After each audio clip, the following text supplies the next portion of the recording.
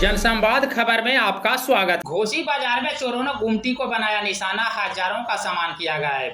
दरअसल मामला घोसी थाना क्षेत्र के घोसी बाजार का है, जहां बीते रात चोरों ने थाना से महज कुछ गज की दूरी पर एक गुमटी को निशाना बनाया है, जिसमें रखे हजारों रुपए मूल्य का सामान चुरा ले भागा।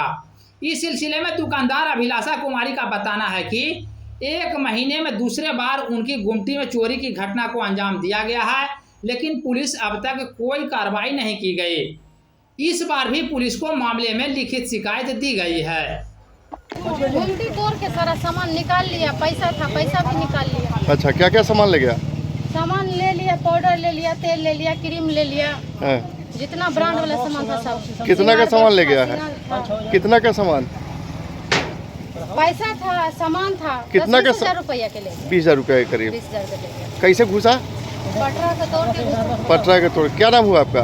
मेरा अभिलाषा कुमारी नाम। घर शेखपुरा। शेखपुरा। तो यहाँ पे लोन लेके लिए है, लोन भी मेरा खत्म हो गया है। लोन भी के लोन चोरी हो गया एटीएम से। लोन लेके दुकान कर रहे थे बिजनेस पे। मेरा लोन भी पैसा। तो थाना में आवेदन दिए हैं? थाना में भी आवेदन दिए, अगला बार भी दिए थे, अभी भी दिए, अभी भी दे के आ रहे हैं। कोई कार्रवाई? अभी तक कुछ नहीं करवाई। कुछ नहीं।